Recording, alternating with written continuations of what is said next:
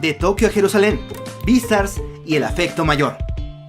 Hola, hola, saludos desde la Ciudad de México y sean bienvenidos nuevamente a su sección Cristianismo en el Anime. Como hemos dicho antes, aunque Japón es uno de los países más seculares del mundo, muchas tradiciones y actitudes que conservan tienen sus orígenes en la religión. El cristianismo guarda una historia interesante en el país y en cierta medida sigue estando presente en el Japón moderno. En Akari Radio creemos que el anime proporciona una herramienta útil para examinar, directa o indirectamente, la percepción de los japoneses que tienen de ellos mismos y de su relación con Dios. Porque toda expresión humana es una ventana a su alma. La serie que hoy analizaremos es Beastars, un anime exclusivo de Netflix. Su historia es la de un mundo de seres antropomórficos que enfrentan lo inevitable de ceder a sus instintos en una sociedad que les segrega, oprime y forza a seguir los cánones de la paz social. En el mundo de Beastars, para asegurar la convivencia entre carnívoros y herbívoros, está prohibido el consumo de carne, pero eso no evita la existencia de un mercado clandestino donde se trafica. En este anime veremos cómo Legoshi, un tímido lobo gris, lucha fervientemente para reprimir sus instintos naturales de cacería, a la vez que desarrolla sentimientos amorosos hacia Haru, una conejita conocida como la chica fácil de la Academia Cherrytown. Por cierto, te advertimos que este video tendrá spoilers, así que si no has visto la serie, te invitamos a que lo hagas para que disfrutes de este video. La historia de Beastars inicia con el asesinato y devoramiento de una alpaca macho llamada Tem, hecho supuestamente realizado por un estudiante carnívoro en el salón de música de un internado llamado Cherrytown, donde carnívoros y herbívoros conviven en aparente armonía. Legoshi es un chico tímido que todo el tiempo está perdido en sus pensamientos. Su gran tamaño y apariencia intimida a todos, hecho del cual es demasiado consciente. También forma parte del club de teatro de la escuela, el único club integrado por herbívoros y carnívoros. El punto de inflexión ocurre cuando Legoshi, por encargo de Luis, presidente del club de teatro, vigila que nadie les descubra mientras ocupaban el escenario para ensayar a altas horas de la noche. Entonces el aroma y sonido de alguien despierta los instintos que Legoshi había reprimido por 17 años. Se abalanza y casi devora a su presa. Como sabemos, el ataque no logra consumarse, pero esta experiencia y lo que pasa el día siguiente cuando Legoshi conoce a Haru, la conejita que atacó, marcan el inicio de la extraña relación entre ellos dos. Reprimiendo mis instintos, Legoshi. Todos los seres humanos hemos reprimido nuestros impulsos. En algún momento antes de la adolescencia, fuimos conscientes de que no todas las cosas que estaban en nuestras mentes podrían ser pronunciadas por nuestros labios, o cosas que queríamos hacer no podrían ser hechas. En la adolescencia, tal como ocurre con Legoshi, el deseo se intensifica, y dependiendo de muchos factores internos y externos, decidimos qué hacer con estos instintos. Pero nadie puede decir que siempre pudo domar a la bestia al 100%. ¿Qué hay de las adicciones? De comportamientos obsesivos como los celos, la ira o la sobreexigencia. Todos y cada uno dejaron su huella en nosotros, y en personas como Legoshi, que vivieron con un cuidado escrupuloso de sus emociones por miedo a ser temido, solo se trató de una bomba de tiempo. Wildside, el tema de apertura de la serie, refuerza la idea del dominio del instinto sobre la decisión y la razón.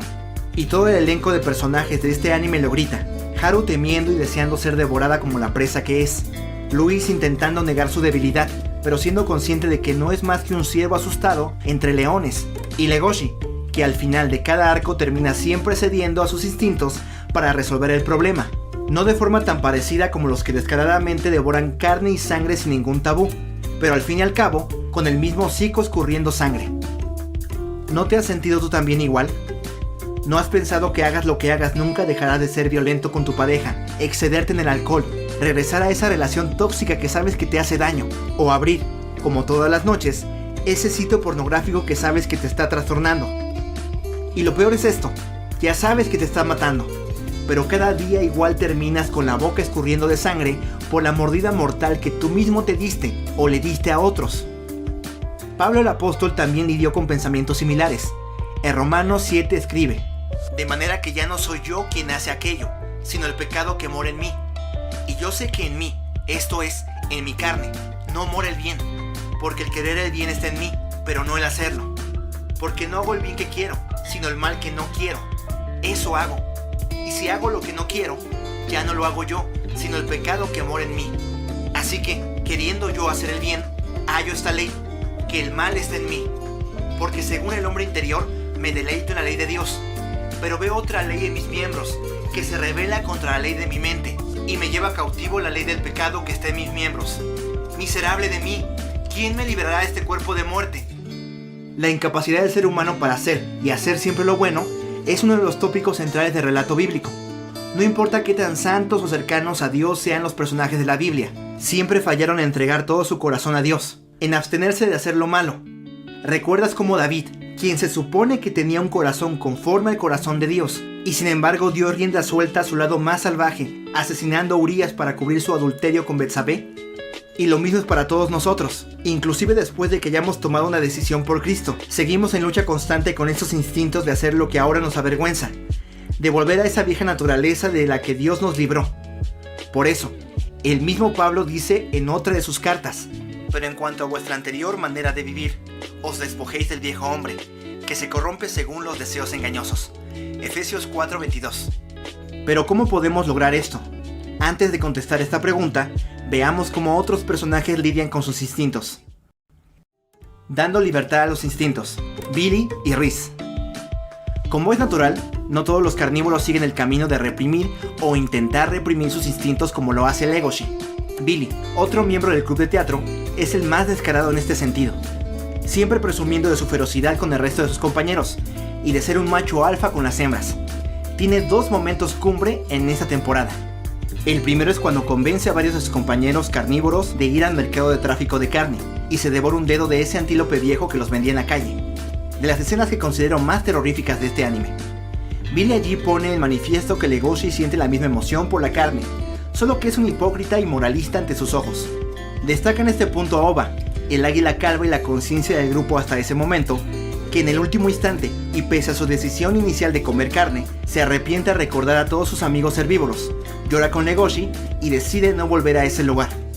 Otro momento clave de Billy es cuando se dopa con sangre para poder actuar y pelear contra Legoshi. Allí las dos posturas se enfrentan cara a cara, aunque al estilo macho alfa típico de carnívoros del que tanto rehuía Legoshi. Pese a esta fachada, Billy no está satisfecho del todo. Ni siquiera puede vencer realmente a Legoshi ni ser el centro de atención que siempre ha deseado. En la segunda temporada, cuando se da la orden de cerrar el club de teatro, la alpaca hembra que había sido la amiga de Tem le confrontó por no luchar por el club, y le dijo que pese a comer carne y que se la pasa hablando de ella y de las demás hembras de forma lasciva, sigue siendo su amigo y un miembro del club. Creo que si Billy hubiera sido un cánido, hubiéramos visto su cola moverse de alegría al descubrir que había quienes le aceptaban tal y como era. Ahora hablemos de Rhys, el pequeño y tierno osito. Para ser sinceros, cuando recién empecé a verme este anime, sentí cierta repulsión por Legoshi y su atracción por Haru y su posesividad. El chico no se decidiría si comérsela o intimar con ella. Si Rhys hubiera salido en ese momento reclamándole a Legoshi que era un pervertido por las lolitas, yo habría coincidido con él.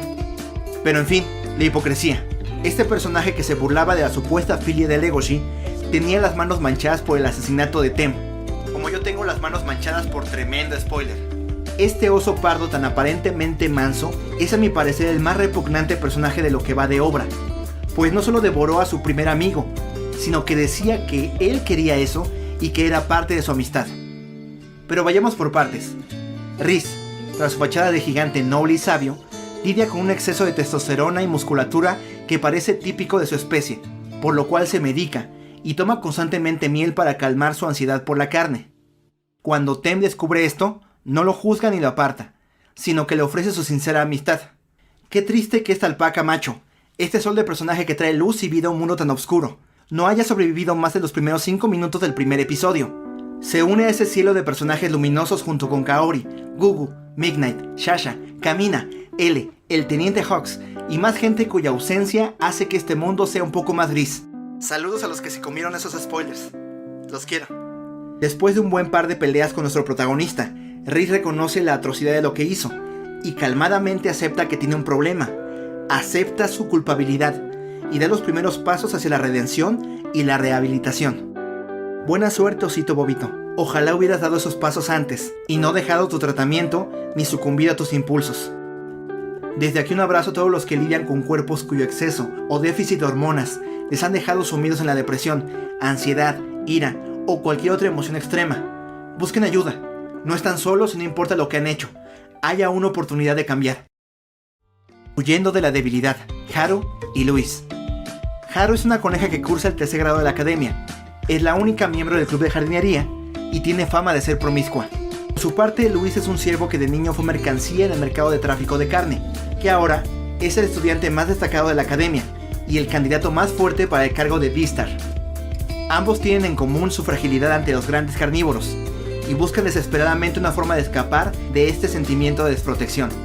Durante la mayor parte del tiempo, Luis se comporta como el alumno modelo, completo dueño de sus emociones y de sí mismo, y es de los pocos herbívoros que son capaces de someter a un carnívoro con la fuerza de su carácter.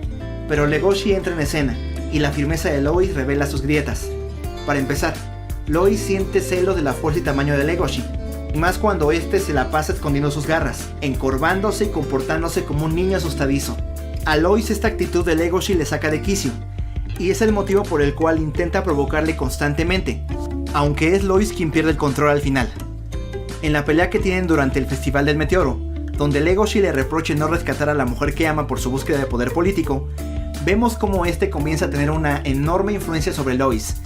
Ni se diga cuando esta influencia se vuelve el punto clave para que vuelva a la academia a pesar de que tenía todas las patas metidas en el negocio del tráfico de carne. Lois es un ciervo disfrazado de león, que al final tiene que admitir que abrazar su debilidad es un camino mucho mejor que seguir escondiéndose tras su fachada de persona fría y calculadora. En la última parte de la pelea de Riz contra Legoshi, Lois se sincera y termina llorando como un niño. Haru va un poco por el mismo lado. Como coneja enana y como mujer ha sentido la condescendencia y lástima tanto de carnívoros como herbívoros grandes. ¿Cómo es que Haru resuelve esta situación? Con sexo. El ejercicio libre de su sexualidad le pone al mismo nivel que las personas que le menosprecian. Este comportamiento podría a simple vista tratarse solo de una mujer buscando ser querida a través de su cuerpo, pero es mucho más justo decir que lo que busca Haru es reafirmar su autonomía y su sentido de sentirse en control. En la cama todos somos iguales, piensa ella. Esto se reafirma porque a Haru no le perturba perder amantes ni se engancha con ellos. Tampoco es una mujer fatal que busque intencionalmente atrapar a hombres en sus garras. Para ella el sexo es un fluir, donde si se siguen los acuerdos establecidos, puedes ir y venir libremente. Y entonces llega Luis. Luis y luego Legoshi son la excepción a las reglas que estableció a sí misma Haru. Para Haru aquel venado es alguien tan o más vulnerable que ella, alguien a quien está dispuesta a abrirse por completo. Hasta allí todo bien, solo que Luis nunca va a aceptar que alguien que le conozca en ese aspecto de su personalidad cabe tan hondo y le conozca tal cual es, así que decide distanciarse de ella. Para cuando llega Legoshi, Haru tiene todas sus barreras arriba, pero poco a poco va a quitarlas como lo vemos al final de ambas temporadas. Lo curioso aquí, volviendo al personaje de Legoshi, es que su interés hacia Haru, su posesividad y otros aspectos de su personalidad le motivan a cambiar y actuar con la mayor resolución que ha manifestado en toda su vida. El amor le llaman. Pero bueno, Haru nunca se plantea ningún dilema sobre la moralidad de su conducta, solo va reaccionando a las diferentes alternativas que se le presentan, y en caso de encontrar una ventaja en ellas con respecto a su estado actual, las toma. Por eso no es difícil para ella plantearse dejar su libertinaje sexual ante la posibilidad de estar con Luis, y más adelante con Legoshi, cuando le acepta y le reconoce como la persona que ama. De hecho, en el caso de los tres protagonistas, es la misma situación. Cuando llega un afecto mayor, los instintos, el miedo y las salidas que ven encontrado a sus situaciones son fácilmente dejadas de lado. Y esta idea es una excelente introducción a la sección que sigue. El Evangelio, un afecto mayor. Dejar el vicio que cada uno tenemos puede convertirse en una tarea que nos tome toda la vida. Existen muchos enfoques, y cada uno ha mostrado efectividad. ¿Por qué pensar que el Evangelio podría tener buenos resultados? Y si los tiene, ¿por qué optar por este enfoque y no por otro? Para empezar, el Evangelio presenta un cambio de meta. En Beastars, Legoshi y otros carnívoros evitan seguir sus instintos por el miedo a ser aislados de la sociedad. En la segunda temporada Legoshi cambia de enfoque. No solo se trata de resistir el impulso de devorar a otros, sino de comprenderlos y amarlos. En la escena de las tumbas de los animales, cuyos restos de carne eran usados para el entrenamiento de Legoshi, él muestra que conocer a esos animales, sus problemas y dificultades es un mejor enfoque. Ya no son trozos de carne, sino personas, y la sola idea de devorarles es atentar contra el mayor afecto que constituye conocerles, aún después de muertos. ¿Qué son los vicios sino afectos que se arraigan en nuestra carne y conciencia, y que nos hacen menospreciar todo afecto que ose comparárseles? En este sentido, El Evangelio presenta a Cristo como el ser más hermoso existente en la realidad, que sabiendo las consecuencias de que la humanidad se haya entregado a la suma de los afectos que ofrece este mundo, y viéndole pobre, desnudo y miserable, se entregó a sí mismo para cubrir la grave ofensa que la humanidad había hecho para con Dios. ¿Qué ofensa? La de preferir ilusiones a lo real, la de amar el mundo y sus deleites en lugar de Dios. ¿Por qué llamarlo ilusiones? Porque son incapaces de llenar el hueco infinito que Dios ha puesto en nosotros y que solo puede llenar Él. Por eso el enfoque que presenta la Biblia para dejar todo tipo de afecto dañino es buscar a Dios. Cuando conocemos y valoramos a Dios, instintivamente nuestro deseo es abandonar nuestros otros instintos, porque Dios es más hermoso y valioso que todo y todos. Como decía el salmista, mi corazón y mi carne cantan al Dios vivo. Así como Legoshi obtuvo la respuesta para no ser preso de sus instintos en conocer a las personas, también nosotros hallaremos nuestras respuestas a través de conocer al Señor. Y no lo decimos solo porque la intensidad de nuestro afecto opaque al que tenemos por otros, sino porque en sí mismo, el nuevo objeto de nuestro afecto, Dios, ofrece la infinita perfección de afecto hacia nosotros. Preferir otra cosa, para el cristiano, no solo es dañino, sino estúpido. Es como preferir comer un pan duro y enmohecido en la calle, cuando se nos ha hecho una invitación a comer un banquete en el Palacio del Rey por el resto de nuestras vidas. Un afecto mayor que ofrece el mayor de los afectos. El que no escatimó ni a su propio Hijo, sino que lo entregó por todos nosotros, ¿cómo no nos concederá también con Él todas las cosas? Y si Él ofreció a su Hijo, también nos dará el triunfo sobre nuestros instintos y las consecuencias de nuestros pecados pasados, presentes y futuros, si confiamos y le amamos a Él. Conclusiones. Todos, absolutamente todos tenemos afectos que se han desbordado. Algunos, como el alcoholismo, la drogadicción y la violencia, son mal vistos y normados por la sociedad. Otros, como la ambición de poder o invertir nuestra vida en el trabajo, son considerados como virtudes por otros. Pero al final, el que ame a Dios permanecerá para siempre. Algunos personajes de Beastars luchan contra sus instintos, los aceptan o se mantienen en contradicción. Pero ¿qué hay de ti? ¿Estás peleando para acabar con tus vicios? ¿O estás luchando por tener un afecto mayor? Gracias por ver este video.